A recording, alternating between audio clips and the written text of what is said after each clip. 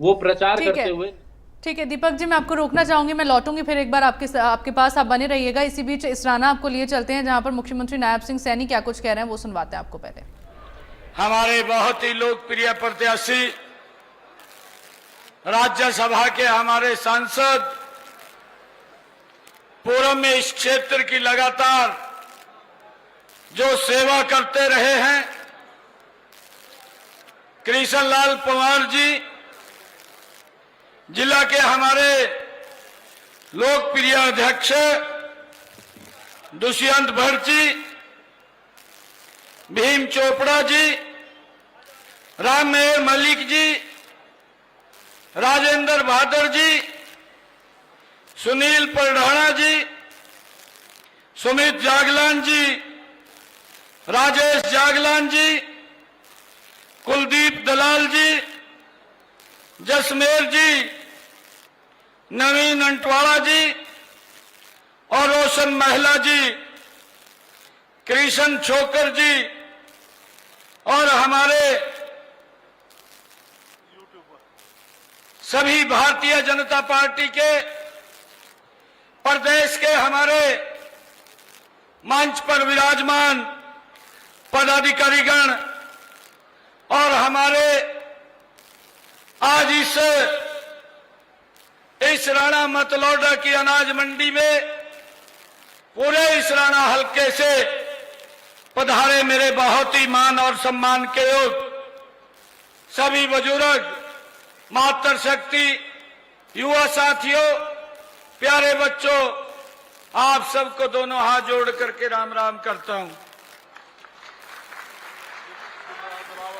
हमारे बीच में हमारे यूट्यूबर साहब दिलबाग जी, दिलराज जी रावत और मनीष जी, वो भी यहां उपस्थित हैं। भाइयों,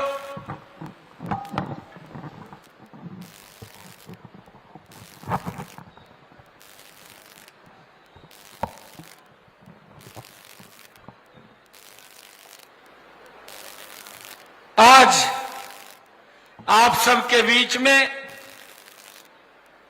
इस चुनावी जनसभा में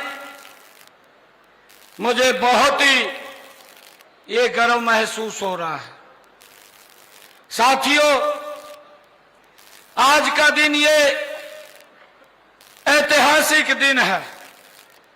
आज का दिन ये पवित्र दिन है।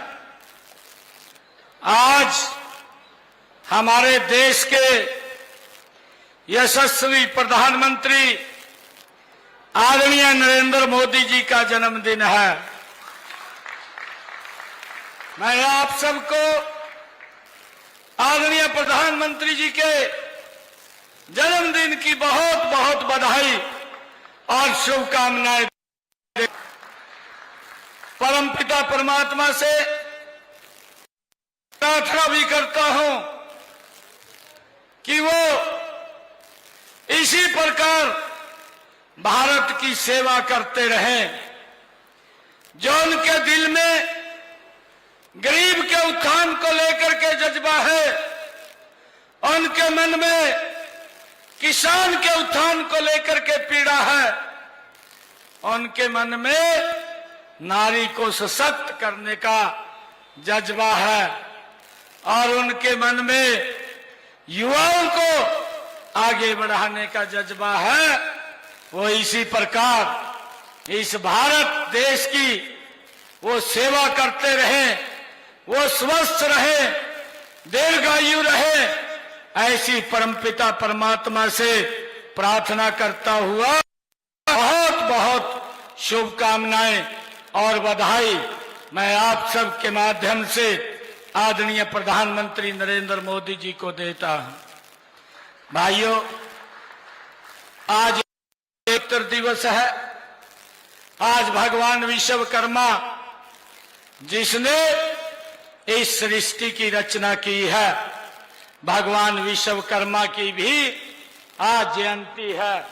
उसकी भी आप सबको मैं बहुत बहुत बधाई और शुभकामनाएं देता हूं।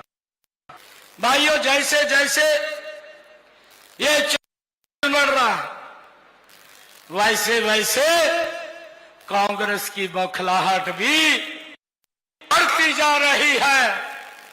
भाइयों, जब मैं देखता हूं बापू बेटा वो पिछले दिनों से हिसाब मांगते घूम रहे थे, और मैंने हरियाणा प्रदेश के लोगों को अपने 56 दिन का जो मुझे कार्य मिला, उसका एक एक दिन, एक एक घंटे का समय का मैंने हिसाब हरियाणा प्रदेश के लोगों को दिया है। भाइयों, बापू बेटा अपनी बही उठा करके उन्होंने तो साइड में रख दिया। साल का उनका कार्यकाल जो उन्होंने किया, और बेटा बोलिया, अरे बापू मांगा तो 10 साल का था, यो तो बीजेपी का सरकार के काम गिनाने लग गया।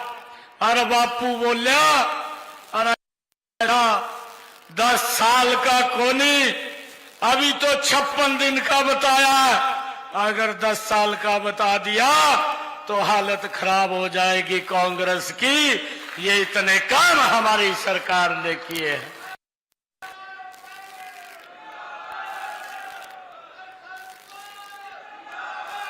भाइयों, हमारी सरकार ने एक मिशन मोड के अंदर काम किया है। आप लोग देखते भी हैं, यह हिसाब मांग रहे, अपने हिसाब के बारे में कुछ बोल नहीं रहा है।